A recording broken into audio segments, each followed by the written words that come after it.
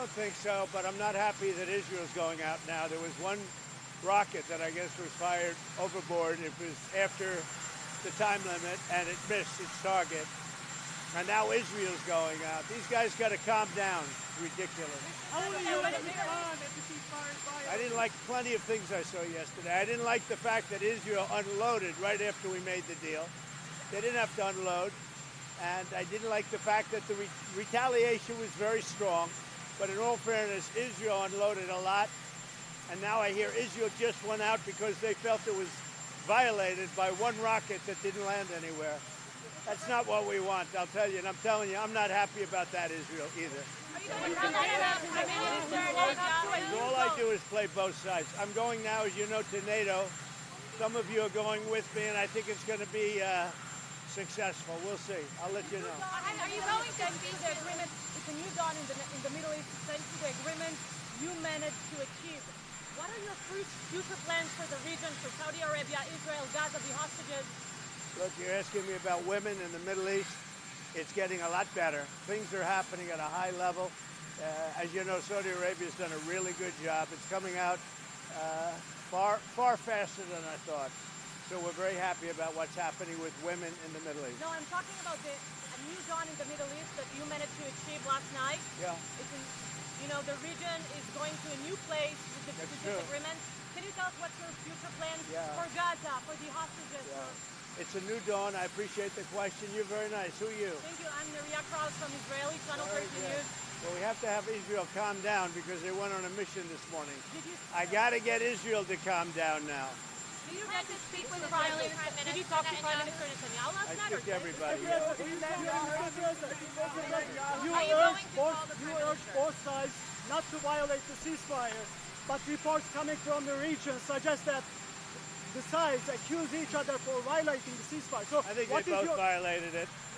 I'm not sure they did it intentionally. They couldn't rein people back.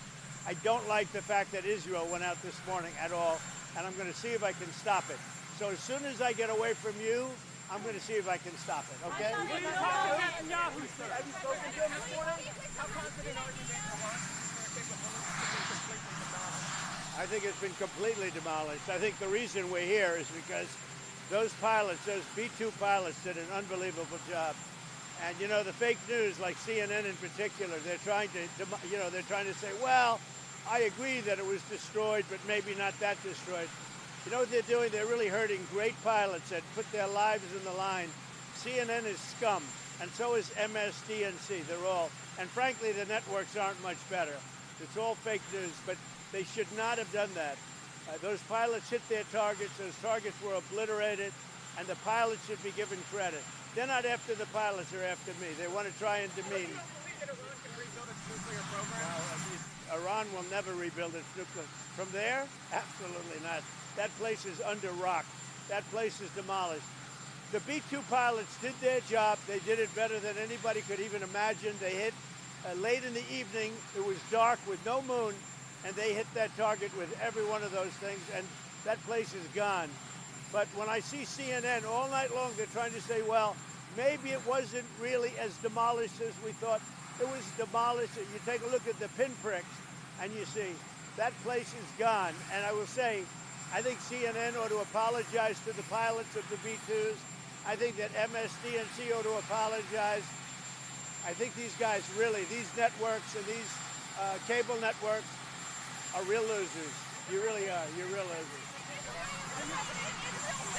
Israel says that they violated the ceasefire. You're gutless losers. I say that to CNN because I watch it. I have no choice. I got to watch that garbage. It's all garbage. It's all fake news. But I think CNN is a gutless group of people. And the people that run it, nobody even knows it's been sold so many times. But the people that run it ought to be ashamed. MSNBC, a guy named Brian Roberts, he heads it. He's a disgrace. He's a weak, pathetic disgrace. Israel says that Iran violated the peace agreement and the ceasefire agreement. Do you believe that Iran is still committed to peace? Yeah, I do.